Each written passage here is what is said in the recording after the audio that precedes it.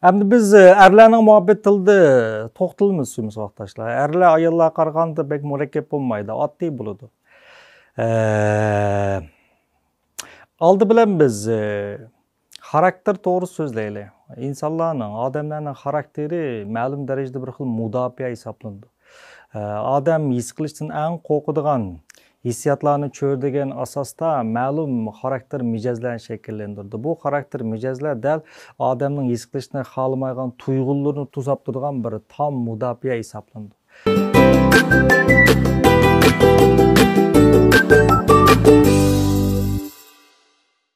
Men bayatın elip etqandak erlarning eng cho'ng his qilishdan qo'rqadigan tuyg'usi ko'zga ilinmaslik va ayblanish hisoblanadi. Shu erlarning xarakteri dal mush qo'rqish tin mudofaa qilish asosida shakllangan bo'ldi. Shu erlarning bütün zihni bilan yaratib chiqadigan obrazi biz bayatın deganda kuchlik odam, hammani qila oladigan odam, hech narsaga muhtoj bo'lmagan odam obrazini yaratishtirishdi. Bu obrazga tahdid bo'ladigan, bu obrazga qarshi bo'lgan har qanday harakat, har qanday ishlarni bular rad qiladi.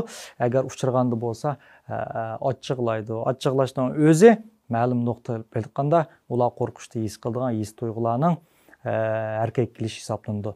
Shunga har qanday erning o'z ko'nglida o'zi faxrlanadigan ma'lum xarakteri, ma'lum ishi yoki ma'lum mijozi bo'ladi.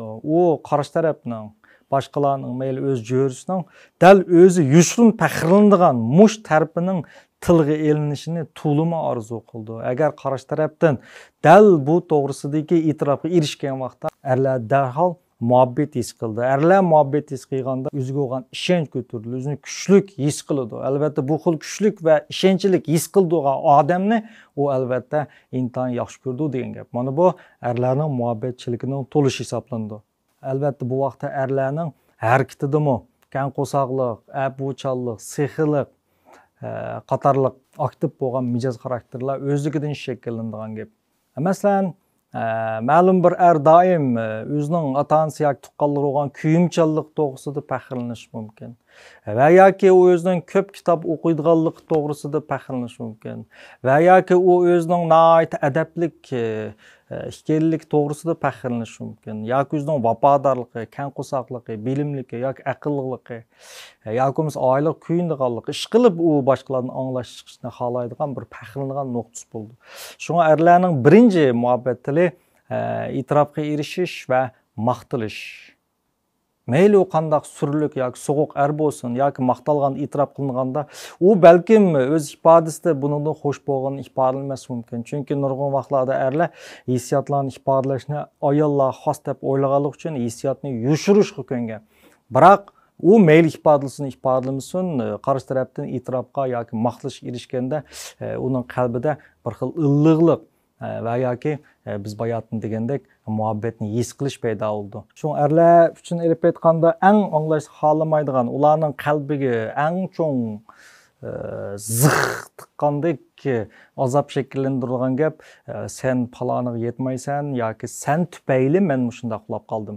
Ya'ni gunohkorlik tuyg'usi bilan o'zining kamsitish tuyg'usi bu ikki gap orqali erlarning qalbida ig'ir darajada zax paydo qildi. Bu xil zax paydo bo'lganda u bu gapni anglagan yoki mush tuyg'uni his qildigan odamga o'chilib ketadi va uni kechirmiki bir qadar tas bo'ldi. So'ng ko'pincha erlar tabiiyli o'zining ayoliga nimishlarni qilib bergan, nimalarni olib berganini esi tutib oladi. Ammo nimishlarni qilib bermagan, nimishlarni olib bermaganni nazardan soqit qildi. Ko'pincha ayollar bo'lsa yo'ldoshining nimalarni olib bergan, nimalarni qilganini nazardan soqit qilib, nimalarni olib bermagan, nimalarni qilib bermagan mushuni esi tutib oladi. Mana bu nurg'un vaqtlarda ayollarning erlarning muhabbatini tushunmaganlik tufayli kelib chiqadigan ziddiyat hisoblanadi.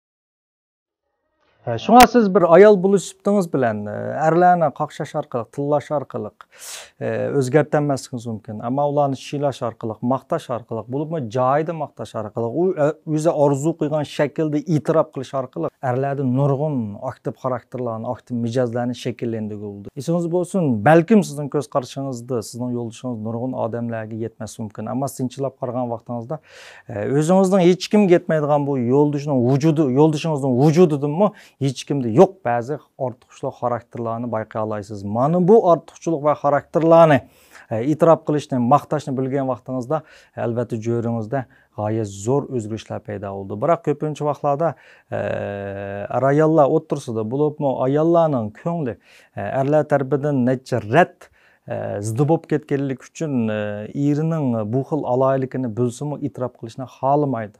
Bu ayollar uchun intayin ters geldi. Çünkü köpünçe vaxtımız bayatın dedik. Ayollar hissiyatchan bo'lg'achqa bu xil itiraf qilishga sebep bo'lg'idek bir hissiyat qolmaydi. Ama bu vaqtda albatta ayollar aqldan iborat bu muhim qurol orqali erlarning muhabbat tilida so'zlashga muyassar bo'lishi mumkin.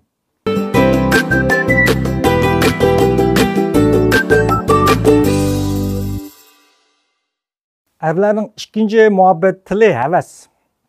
Her qandaq erning bir o'zi yaxshi ko'radigan, shug'ullanadigan ma'lum bir havas bo'ldi.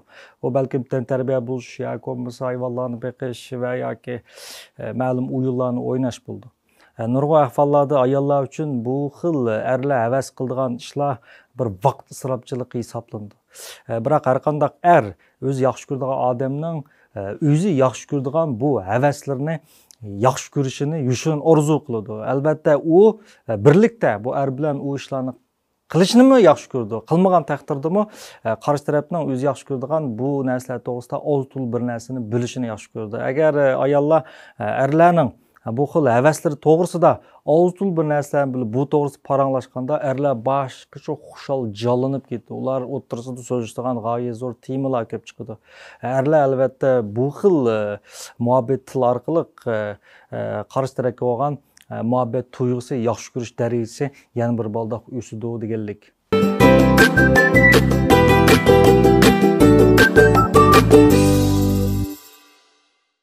Erlarning uchinchi muhabbet tili cinsiyet. Yani cinsi turmuş. Erlarning hayotida, erlarning kallisida cinsiyet intayin muhim o'rin egallagan.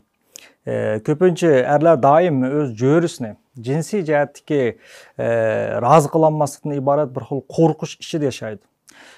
Shunga atrofda nurg'un erlar xato usulda bu xil qo'rqishni tugutish uchun nurg'un pul va vaqtlarni her xil xato usulda, her xil quvvat doğrusu, her xil yemeklikler orqali o'zining bu jihatga ixtiyorini yaxshilayman deb qaraydi. Amaliyotda bir erning jinsiy iqtidorining uning badansi bilan hech qanday munosabati yo'q savoqdoshlar. Erlarning bir-birisining jinsiy iqtidor asosiyatidan o'xshash bo'ldi.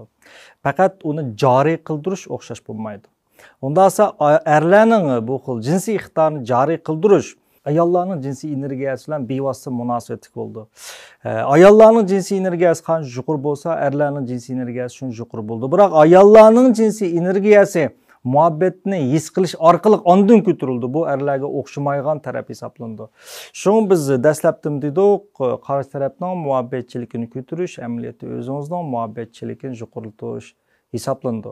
Ayollar qarshi tarafdan qancha ko'p muhabbatni his qilgansizlar, ularda jinsiy energiya shuncha yuqori ko'tarildi. Bu xil jinsiy energiya yuqori ko'tarilgan sari albatta erlarning o'ziga bo'lgan muhabbatchiligini oshirib, ulardagi jinsiy energiyasining yuqori bo'lishini keltirib chiqardi. Shunga faqat aqlli erlarlar zihnini, vaqtini va yoki pulini qandaqdir jinsiy iqtidorni ko'taradigan o'ziga ziyonliq bo'lgan doğrular emas, belki qarshi tarafning muhabbatchiligini to'ldirish sarf qiladi.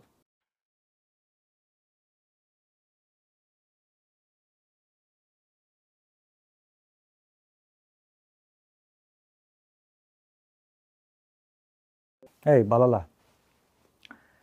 Bir odam attiganda o'rindan turdi. Biz attiganda yotqandan chiqishni xohlamaymiz. Ammo yotqandan chiqib yana xizmatimizni qilamiz, ishlarimizni qilamiz. Biz yotqandan chiqishni xohlamasaqmi, yotqandan chiqib ishlarimizni qilish ne arziydi deb qaraymiz. Shu tufayli yotqandan chiqishni yaxshi ko'rmaymiz, xohlamasdan iborat bu hissiyotni yengib biz yotqandan chiqib o'zimizning ishlarni qilamiz. Albatta biz kashda hargizmi atdigan yotqinimizdan chiqqanimizga pushaymon qilmaymiz. Odam hayotida nurg'un narsalarni dastlabda yaxshi ko'rmaydi. Ammo bu yaxshi ko'rmagan ishlarni xuddi aytgan o'rningiz tug'andek qilgan vaqtingizda bu ishlarni qilganingizdan hargizmi pushaymon qilmaysiz. Albatta nurg'un erlar balkim mushu darsni anglagandan keyinmi qarshi tarafning o'z jo'risining muhabbat tilida so'zlashni xohlamas mumkin, yaxshi ko'rmas mumkin. Ammo u bu xil yaxshi ko'rmaslikdan iborat hissiyotga qarshi tarafning muhabbat tilida so'zlaganda bu harakatidan mangu pushaymon qilmaydi.